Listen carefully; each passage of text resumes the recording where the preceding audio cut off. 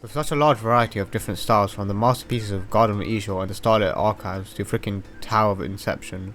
But the topic of today's video is the upcoming Obelisks that will be the grand finale of both Worlds 1 and 2. If you haven't caught up with the EToH development, it was recently announced that both Obelisks will be simultaneously worked on very soon. I was taken by surprise by how early they have announced this, because we haven't even completed any of the Guardians which are required to unlock the Obelisk, not even the first one, despite these things being announced over 4 years ago. This unusual change in the game structure has probably caused some confusion, but don't worry, we'll be discussing this later in the video. Firstly, please like and subscribe, or else your car will end up looking like this.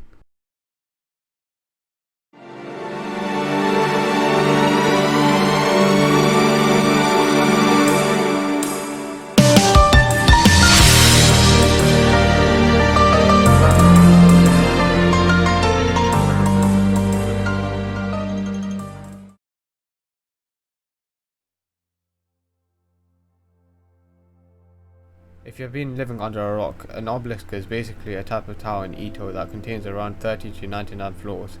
They are meant to be the thing you're supposed to do after reaching the final area of its world. World 1 obelisk and was originally meant to be unlocked after beating all 4 of the Guardians, which are bosses you fight in sub-realms.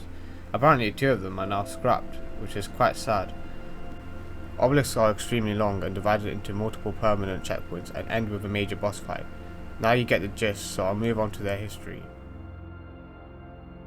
During the EToH days, the finale of World 1 was originally called the final stretch and was never meant to be an obelisk. It was just a proposed boss fight which you could play against during the 5-year event of Oberon's Inferno. Just to clarify, this boss fight has nothing to do with the EToH lore. Imagine that EToH and EToH are 2 alternate timelines of the same universe. When Juke came along, the final stretch became this long stick known as an obelisk, and she shoved as much unnecessary lore to the game as possible.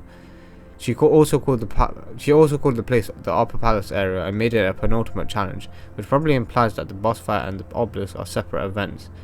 The main reason why it was called the Upper Palace area was because the obelisk was supposedly located in the top part of Ringland's palace in some dimension. I know the palace looks huge, but on what planet would a traditional 30-foot obelisk fit inside it? Maybe it's because the palace is way bigger in the said dimension. The boss is called TC, which many think stands for the crater or tower creator. The former is most likely the correct name. Meanwhile, in World 2, the final obelisk was located in Zone 9, known as the City of Void, which was meant to have like 10,000 towers in it, rip low in computers. The obelisk was called Obelisk of New Vengeance, and there were 2 news known as Norby and Nabi as the final boss. However, they are no longer the boss, but actually now followers of a much darker final boss. Fun fact, there was a low quality joke depiction of what the zone could look like, which was made in like 2020. You can tell how ridiculous this looks, because come on, do you seriously expect that many insane towers? Okay, so due to Juke's departure from the EToH dev team, significant changes have been made to not only the obelisks themselves but the lore behind them. 1 or 2 of the Guardians have apparently been scrapped, and that they're no longer required to unlock the obelisk. This is probably due to the shift in priority on the lore itself, and that the bosses would be very overcomplicated. I think they should have kept all 4 of the Guardians, just give them a palace and nothing else. None of that stupid edgy stuff invented by Juke, just as positive energy. These things are the main reason why lore content of EToH is taking forever to release.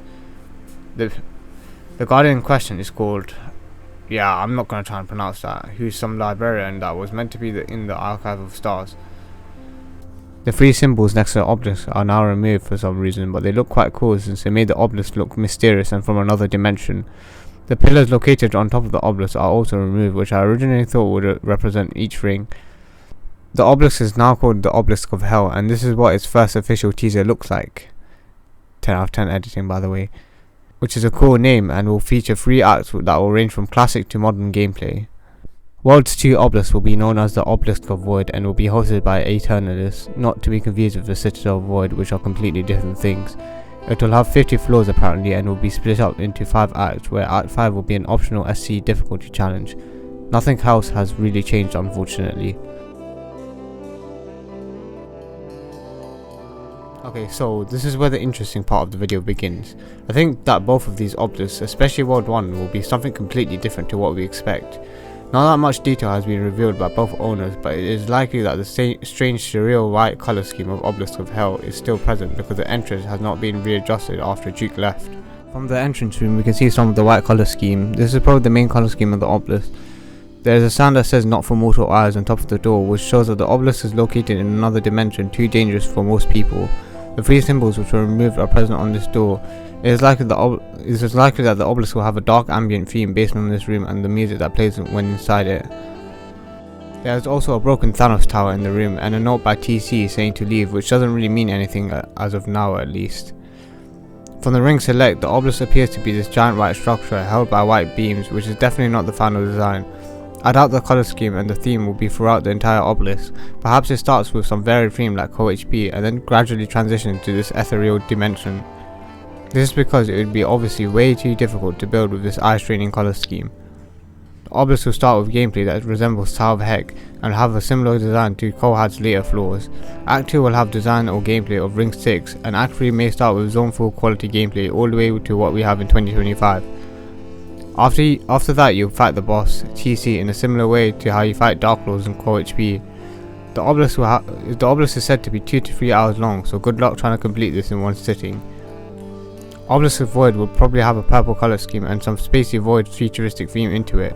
The boss of Obelisk of Void is said to be the Ensemble of Souls, which I think, based on its name, is a group of mutant creatures that lie deep within the void.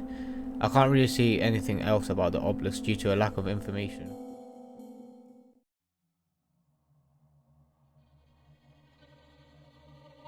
This is a very interesting question due to the way both obelisks are being worked on at the same time. According to the Trello board, Obelisk of Hell is aimed to be released at the start of 2026, though I believe this is a bit too generous. Compared to Cows and Kohad, which are both large-scale EToH projects like this one, Obelisk of Hell will have almost double the amount of builders and with a much more stable dev team, so we could be seeing this being released next year. Development of both obelisks are starting really soon, and I cannot wait to try both of them out. The Obelisk of Void will probably release somewhere in 2027 due to the fact that it is much longer, has way less builders, and definitely will be coinciding with World 2's finale's development, which by the way has 22 towers and 2 frickin' citadels. Yes, you have heard me right, 2 citadels. Gosh, I wonder how long this song will take to bug this and how laggy it would be. Additionally, this obelisk does not appear in the EToH Trello board, which means that it will probably not release next year. Unfortunately, we have reached the end of the video, but don't stop yet. I have an important announcement. Firstly, I'm almost at 2,000 subscribers, so a sub would be appreciated. I am also currently working on a new post-apocalyptic themed tower, and as of now the raw gameplay has been completed. I haven't started balancing and decorating the tower, but this will happen very soon. The tower features a unique combination of challenging client objects alongside purism to create jumps like never before. Hopefully I can get this tower done before August and show it to you guys. Anyways, I hope you enjoyed the video and see you on the next one.